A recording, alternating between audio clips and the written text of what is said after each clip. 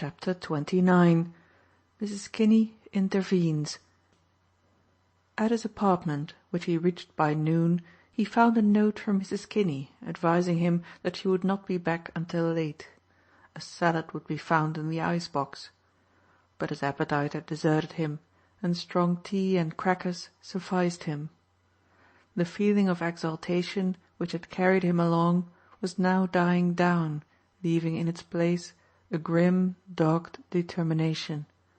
He saw now very clearly that the time was come to pay for his misdeeds. Dimly he had felt that some day there would have to be a reckoning. He had never thought it so near. It would not have been difficult to make his escape from the man who threatened. With his swift motor he could cross some sparsely peopled border district into Canada, or he could drop down into South or Central America and there wait until the years brought safety, or he had deteriorated in fibre, as do most men of his race in tropic sloth. The thing that kept him was a chivalrous, burning desire to capture Kaufmann. Anthony Trent wondered how many men weaker than he had been forced to betray their country as he had very nearly done, and the knowledge that he had even considered such baseness for a moment awakened a deep smouldering wrath in his mind that needed for its outlet some expression of physical force. Kaufmann was strongly built and rugged, but it would hardly be a smiling suave spy that he would drag before the police. At least they would go down to ruin together. At 10:30 the bell rang, but the feeble steps that made their weary ascent were those of Mrs. Kinney.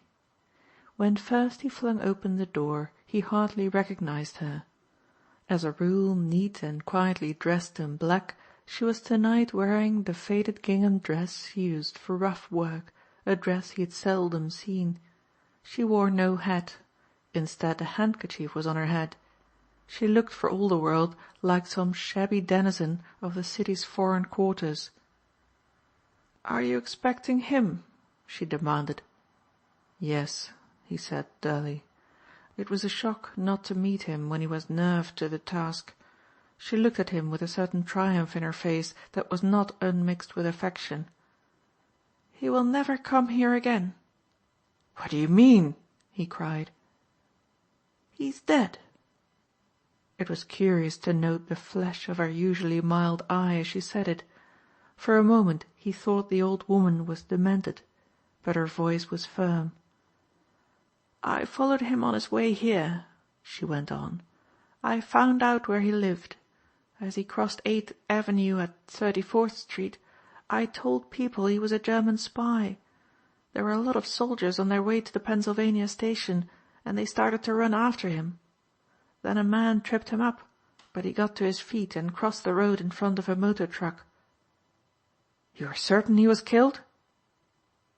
"I waited to make sure," she said simply. "Nobody knew it was I who started calling him a spy." There was a pause of half a minute. The knowledge of his safety was almost too much for Trent after his hours of suspense. "I suppose you know," he said huskily, "that you've probably saved my life. I didn't do as he wanted me to. I was prepared to denounce him to the police." "But they'd have got you too," she said. "I know," he returned. "I'd thought of that." "Oh, Mr. Trent," she cried. "Oh, Mr. Trent." Then for the second time in the years he had known her she fell into a fit of weeping. When she was recovered and had taken a cup of strong tea, she explained how it was she had tracked Kaufmann to his home. She had slipped away from Trent at the Grand Central when he was too much worried to notice it. Kaufmann walked the half-dozen blocks to his rooms in the house occupied by a physician on 48th Street, just west of 5th Avenue. Applying for work, Mrs. Kinney was engaged instantly for 2 days a week. The need for respectable women was so great that no references were asked. She was thus free of the house and regarded without suspicion.